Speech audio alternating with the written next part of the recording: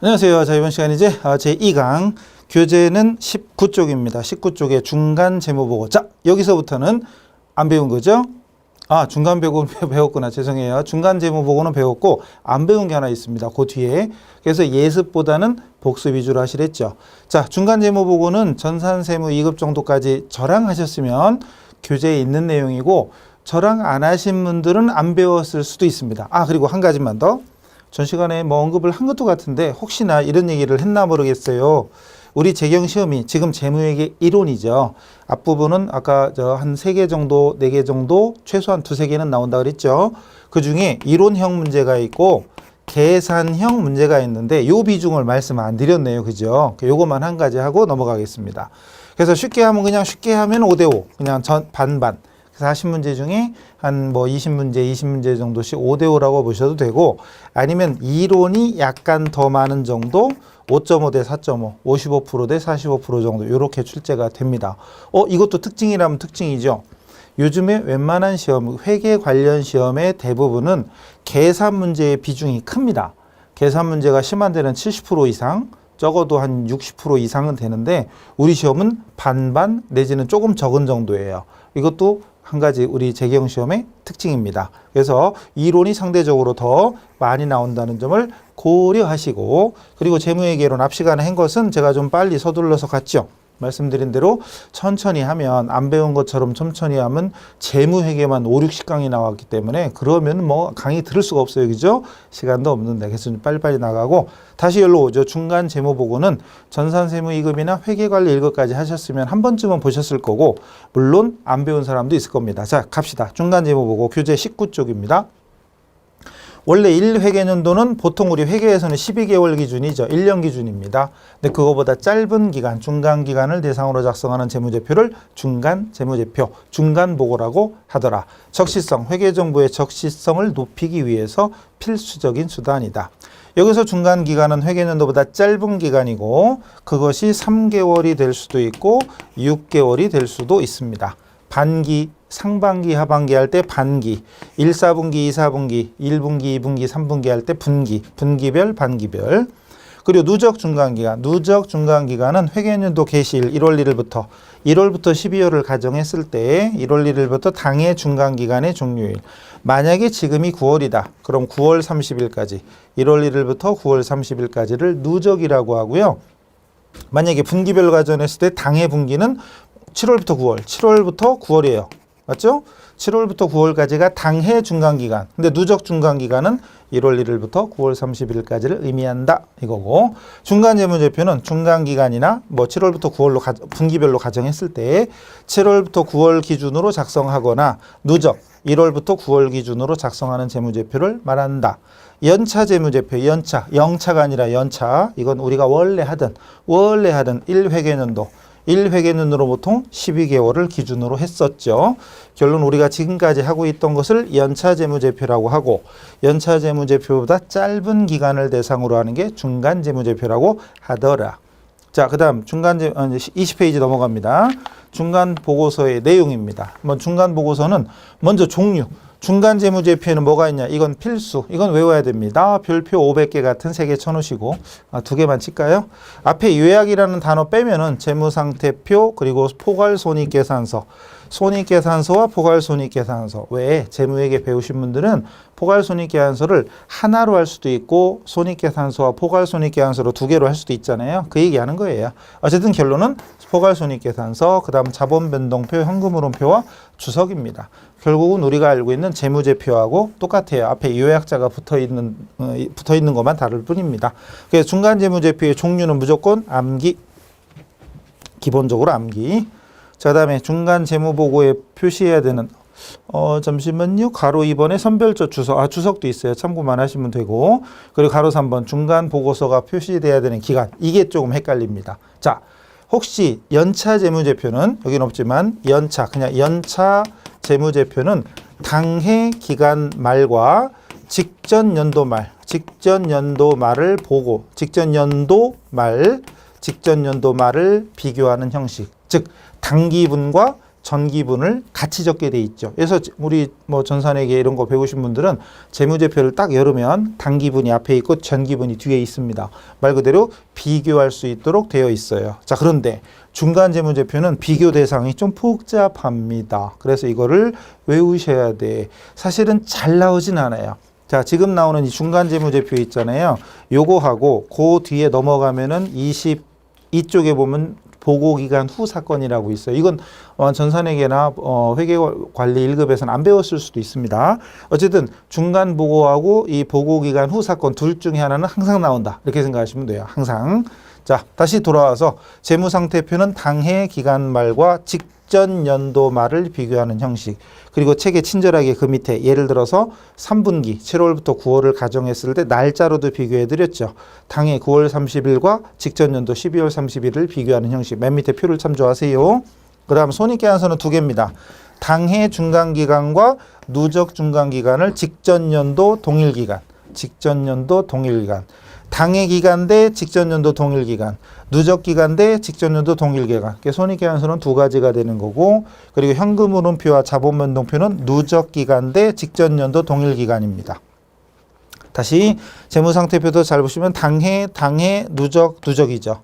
당해, 누적, 누적이고 재무상태표만 직전 연도 말이고 나머지는 전부 다 직전 연도 동일 기간입니다. 자, 어쨌든 결론은 헷갈리지만 정리를 하셔야 돼요. 뭐 쉽게 두 번에 한 번은 출제된다. 두 번에 한 번. 그래서 중간 재무제표 종류 헷갈려도 정리하셔야 됩니다. 책에 친절하게 날짜도 예시까지 해드렸으니까 참고하시고. 자, 다음 21쪽. 3번에 기타 고려할 사항 참고로 볼까요? 기타 고려할 사항 가로 4번. 요건 없네요. 기타 고려할 사항 중에 책의 중요성 있죠? 중요성 그 문장 그대로 문제 나올 수 있어요.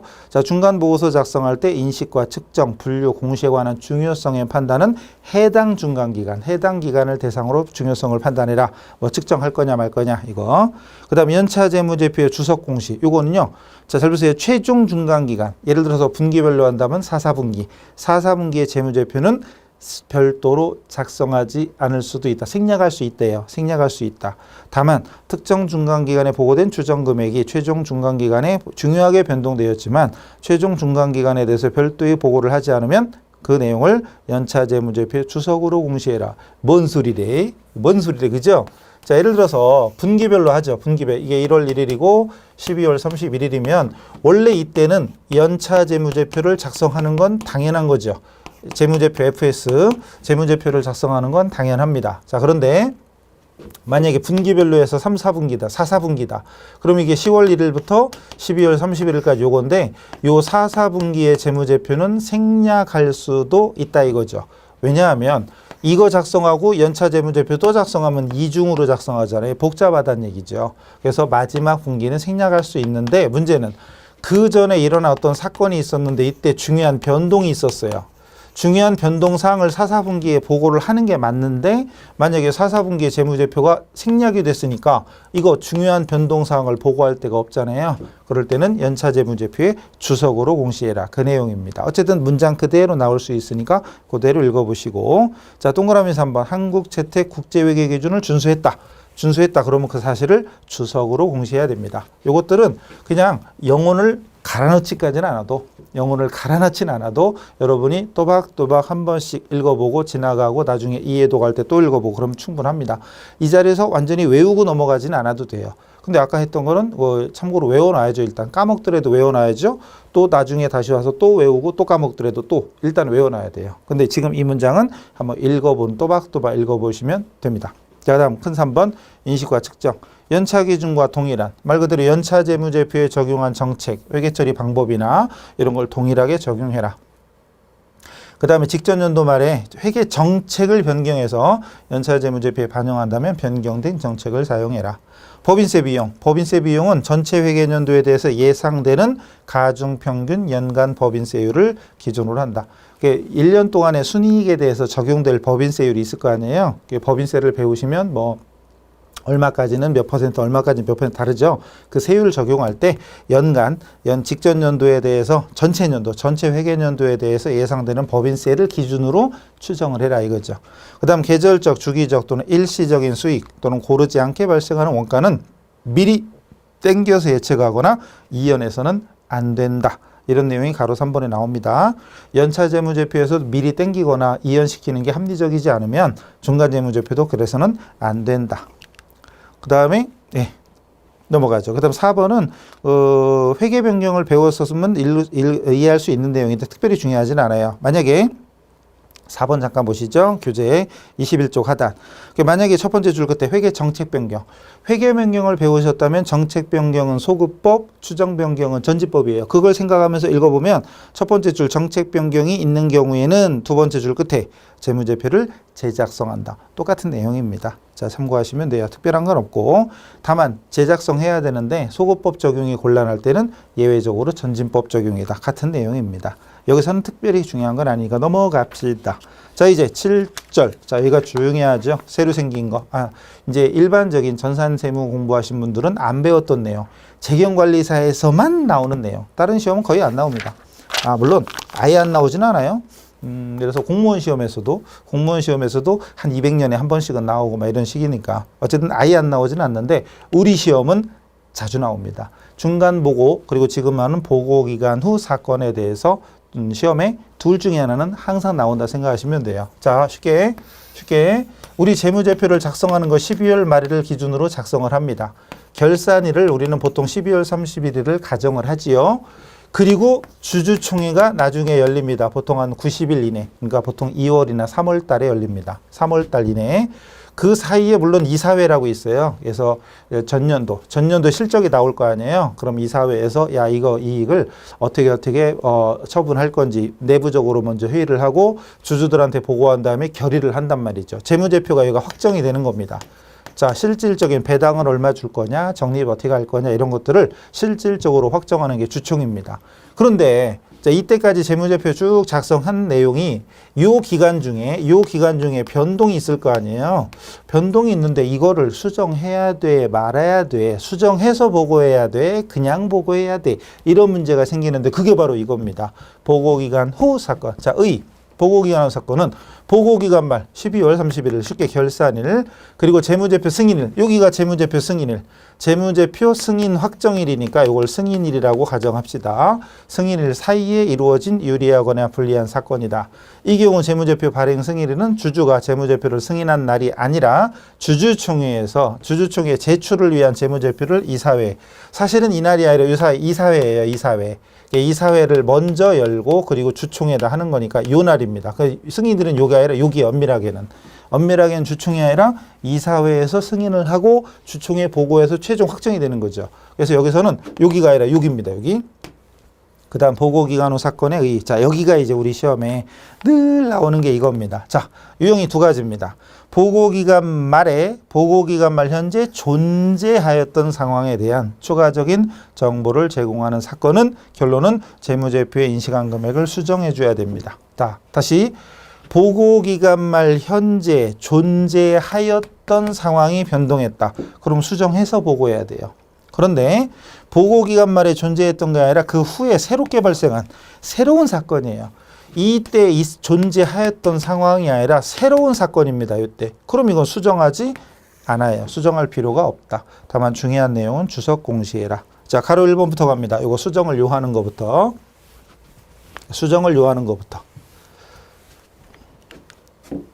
자, 수정, 잠시요. 자, 다시 이 표가 핵심이에요. 이걸 기억하시고 다시 가로 1번 보시죠. 가로 1번. 수정을 해야 되는 사건. 자, 그래서 첫 번째 줄 수정을 요하는 사건은 재무제표 인식한 금액을 수정하고 재무제표 인식하지 않은 금액은 새로 인식해라. 수정을 요하는 사건 첫 번째 보고기간 말에 이미 존재하였던 의무가 보고기간 후에 소송 사건에 의해서 확정되는 경우 그때 이미 소송 중이었고 그게 결정이 요 보고기간 후 사건 요 기간에 났다 이거죠. 수정해야 되고 또 보고기간 말에 자산 손상이 이미 발생하였음을 나타내는 정보를 후에 입수했다. 이런 경우 예를 들어 끝에 보고기간 후에 매출처 파산, 재고자산의 판매 이런 거. 중요한 건 보고기간 말 현재 이미 존재하였던 상황이 변한 거죠. 수정해야 돼요. 3번 보고기간 말 이전에 구입한 자산의 원가나 매각한 대가를 나중에 결정했을 때 취득원가나 내용이 변동이 된 거죠. 나중에. 그리고 네 번째, 보고기간 말 이전의 사건의 결과로서 보고기간 말에 종업원에게 지급할 법적 의무나 의제 의무가 있는 이익분배나 상여금 금액을 나중에 확정했을 때 공통적으로 보시면 보고기간 말 현재 원인이 존재했던 겁니다. 5번도 마찬가지죠. 재무제표가 부정확하다는 것을 오류나 부정을 나중에 발견했다. 이런 거 수정해야 돼요. 자, 근데 가로 2번 수정하지 않아도 되는 거. 이제 시험에 이게 잘 나오죠. 수정을 요하는 사건, 요하지 않는 사건 구분하는 거 나옵니다. 어쨌든 자, 요하지 않는 사건 첫 번째 수정을 요하지 않는 사건은 보고기간 말 현재 존재하지 않았으나 보고기간 말 이후에 발생한 새로운 사건입니다. 이러한 사건은 차기유에 대한 사건일 뿐이다. 따라서 수정할 필요가 없다. 그래놓고 여기에 해당되는 시험에 나오는 항상 나오는 예가 있습니다. 항상 나오는 예, 23페이지 맨 위에. 활성거래 시장에서 거래되는 투자 자산의 시장 가격이 하락한 거 바로 이거. 지분증권 아시죠? 지분증권 주식 지분증권의 뭐 시가 공정가치 변동 이게 대표적인 거. 예를 들어서 전년도 말에 구입한 게 있었어요. 근데 1월 달에 가격이 올랐다 떨어졌다 변했어. 그럼 이거 수정을 해야 되냐? 아니다. 가격이 오르고 떨어지고 원인이 존재했다고 볼 수는 없는 거죠. 이건 주식값은 매일매일 바뀌는 거죠. 원인이 전년도 말 현재 존재했다 이렇게 말할 수 없는 겁니다. 그래서 시험에 나올 때 요하지 않는 사건 그럼 항상 기본적으로 이게 나옵니다.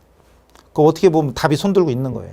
지분증권, 투자 지분증권, 이게 투자 지분증권 이렇게 나오죠. 활성거래 시장에서 거래되는 투자 자산, 투자 주식, 투자 지분증권 뭐가 됐든 결론은 주식 가격 변동은 수정을 요하지 않는 사건의 대표적인 겁니다. 꼭 기억하세요. 꼭 기억하시고. 그리고 그 나머지도 쭉 1번부터 있는데 이걸 외워야 되는 건 아닙니다. 그래서 동그라미 1번 보고기간 후에 발생한 사업결합 등 뭐 중요한 뭐 종속기업의 처분, 사업결합이나 처분 또는 영업 중단 계획 발표, 자산의 구입, 매각 예정으로 분류된 거 이런 거 수요 뭐 이런 것들은 따로 이렇게 문제 나오는 건 거의 없고 나오는 건 이겁니다.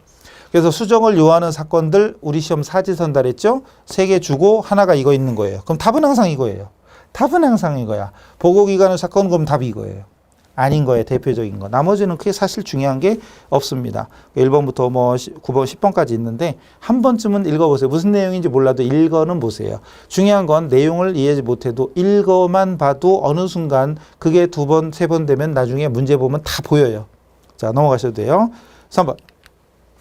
배당금 및 잉여금의 처분. 보고기간 후에 지분상품 보유자, 즉 주주에 대하여 배당을 선언했을 때 그 배당금은 보고기간 말에 부채로 인식하지 않는다. 보고기간 말에 배당을 선언하는 건 주총에서 선언하죠. 근데 보고기간 말에 부채로 인식하지는 않는다 이거죠. 왜냐하면 보고기간 말에는 어떤 의무도 존재하지 않았으므로 보고기간 후 사건으로 인해서 부채로 인식하지 않는다. 우리 배당할 때 결산 때 집합손익에서 미처분 이익잉여금으로 대체를 했다가 나중에 잉여금 처분이 결정되면 미처분 이익잉여금이 없어지면서 뭐 회사에 무슨 적립할 건 적립하고 주주한테 배당금을 주기로 결정할 때 미지급 배당금이라는 부채가 나오잖아요. 현금 배당을 가정했을 때. 근데 부채는 부채인데 중요한 건 이건 잉여금 처분할 때죠. 결산 때가 아니죠. 보고기간 말. 보고기간 말은 12월 31일을 얘기하는 거죠. 쉽게 얘기하면. 12월 31일 현재는 부채가 안 나옵니다. 만약에 이거 잉여금 처분이 결정된 게 3월 10일이다 그러면 3월 10일 날 미지급 배당금이 나타나는 거죠. 그러니까 보고기간 말에 부채로 인식하는 건 아니다. 되죠? 어려운 건 아닙니다. 자, 넘어갈까요? 자, 이제 다음 8장 이것도 역시 8절인가? 8절 이것도 역시 특수관계자 공실에서 우리 시험에만 주로 출제됩니다. 3번에 한 번쯤 나옵니다. 1년에 한두 번은 출제가 됩니다. 특수관계자 공실 우리 시험에서. 다른 시험은 거의 안 나와요. 우리 시험만의 특징이라고 볼 수 있죠. 자, 먼저 특수관계자 범위.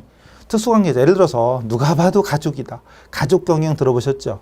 여러분 취업할 때 가족 같은 분위기를 강조하는 회사 들어가야 돼요? 가족 같은 이런 데 가면 잘 안 되죠. 너무 가족처럼 부려먹어. 아시죠?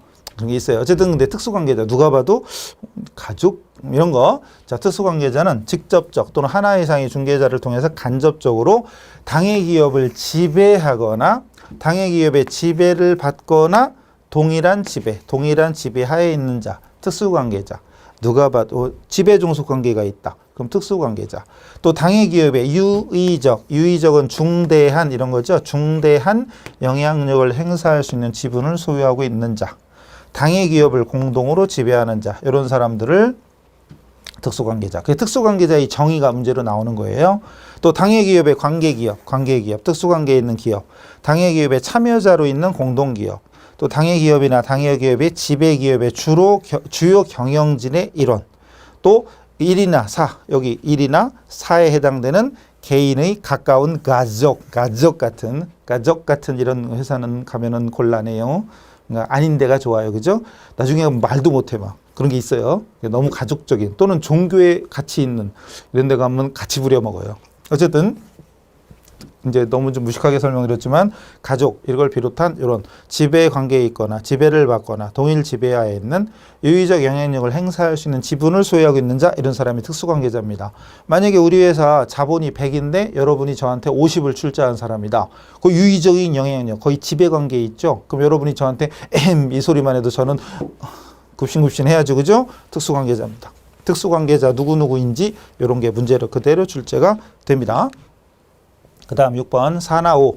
그 앞에 있던 4나 5에 해당되는 개인이 직접 간접적으로 지배하거나 공동으로 지배하거나 유의적인 영향력 또는 중대한 의결권을 행사할 수 있는 기업.